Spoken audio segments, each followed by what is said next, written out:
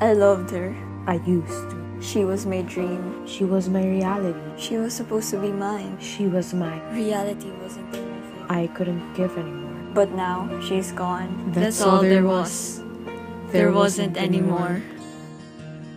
They were right. Your memories flash before you when you're about to die. A young boy always alone. An introvert. So slovenly and underestimated. That young boy was one tad of a hellion. Practically, I can feel what that young boy felt.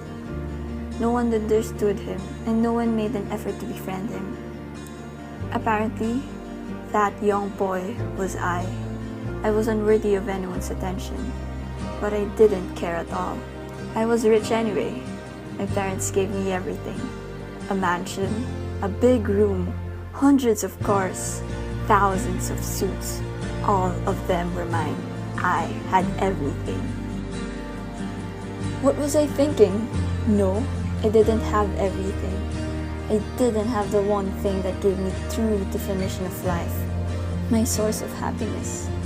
That one thing made me realize that there's more to life than just waste and leave it. That thing was the love I've always wanted from Juliet. Everything about her was perfect. The moment she came down the stairs, it was like a new life wanted to capture me and live with it. I wanted her at once. I liked her, and I loved her truly. She was everything I asked for. Everything. All my life, I have always loved her. I have been waiting for the moment she loved me back. All my life, I was chasing her. I never got tired, thinking that she would stop and love me instead. That was my lifetime dream. From that moment I met her. But she wouldn't stop running away from me. She won't let me love her. Was I that unworthy of her? What do I have to change? My looks? My personality? The way I loved her? I don't know. She was my dream. Why can't I chase her? Why can't I have her? Why can't I chase my dream? Is that what life handed on to me? To just go after something I really want and never get it at all? Maybe she loved someone else more. Maybe, just me. I loved her. She loved me back. And I was sure of that. Everyone was chasing after her. That's because she's beautiful. And she had every quality that a man has for his dream girl. The eyes that caught me. The smile that made me think I was lucky to have her. And her face that made me truly love her every second. Everything about her made me stronger. We would go to the coffee shop where we first met and drink the coffee we liked best. We would talk like we've met for the first time. And we would even go around the world to see the beauty of it. The beauty of everything around us. The beauty of the love that we had. Everything was utterly wonderful when I was with her. It was a cycle. I would wake up, kiss her, and hug her, eat the breakfast she prepared, and I would leave her at home for work. I'm an astronomer. I had to learn how to balance her and my work.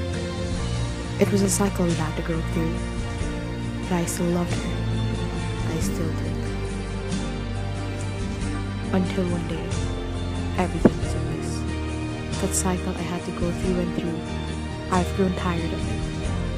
I wouldn't get out of my bed. I would look up at the ceiling because I never wanted to leave my bed. I thought to myself that looking up seemed better than putting both my feet down and remain in reality. I realized that looking up and dreaming gave me more freedom. It gave me something that reality can give. And that is the freedom to think of everything I want, without doubts, without regrets. Yes, I know Juliet was part of my reality. I loved her. She loved me. But again, I just loved her. Now, not entirely anymore. Now it's different.